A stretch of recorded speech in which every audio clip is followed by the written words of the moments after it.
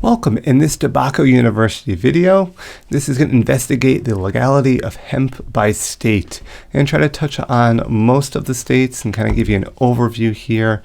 Again, most of the data here is always probably changing, so this is good for at least a point in time reference.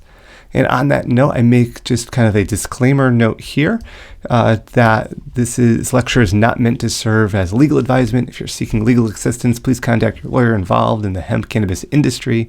The slide shows interpretation as of that May 7th to November timeframe 2020.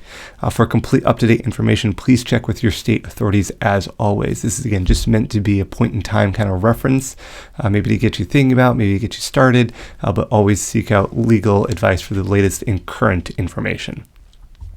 So what's the importance of this? Why even go over this in the first place? Well, in the 2018 Farm Bill defines hemp as in part acids with delta-9 THC concentration of not more than 0.3% on a dry weight basis. However, some states have interpreted this a little differently. Some states kind of take this statement literally to mean only the delta-9 THC content in hemp would be used for determining compliance with the state and federal statutes. However, other states, for example, Oregon, interpret the federal statute to mean that because THCA is an acid cannabinoid that contains THC, it therefore must be added to the THC concentration to ensure that their total concentration does not exceed 0.3%. So I also have another video comparing the total THC versus the delta-9. So that's important, again, to consideration. That's how you're getting these different interpretations. Just like we see the images here, this first one on top, do you see a vase? Or do you see two faces facing each other in profile? Or in this image, do you see a duck in this image?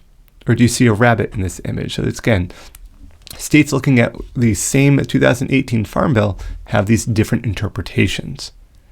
Now, there's lack of standards across the state. So this is part of the issue. It's not kind of like this nice little checkerboard or chessboard here where everything is nice and even. Some states that use the less than 0.3% delta-9 THC are listed here. You can see quite a few of them. States that define total THC and use delta-9 THC plus the THCA are listed right here. So again, Oregon mentioned. States that do not define total THC, you can see a large number of them listed here. States where any THC is illegal, and there's a couple listed there as well. Again, for more information, there's a link here, and as always in the description, I have some sources cited there as well. Looking just at a couple of the states here, is picking on a couple areas here. States that use the less than 0.3 delta-9 THC comparison, Montana, Kansas, and Tennessee.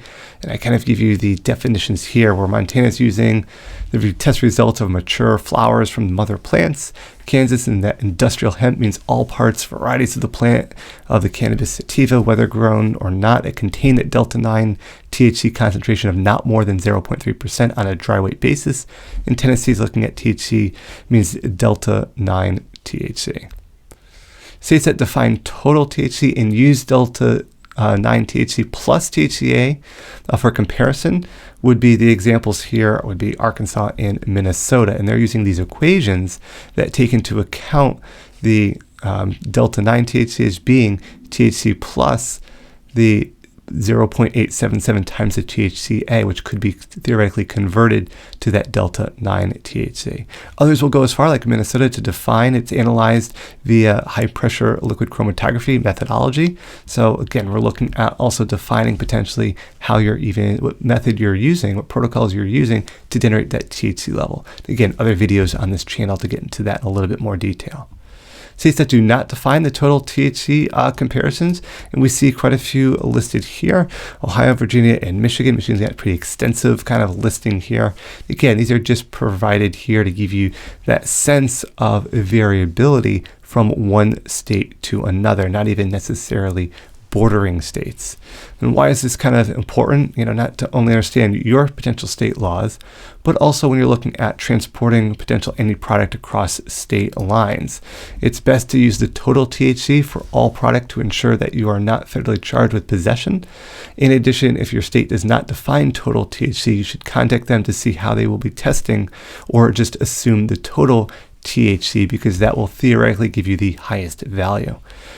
So again, This is just meant to be at a point in time. Use this as a reference only, and hopefully this does provide you a little bit of an idea of some of the variability that does occur from one state to the next.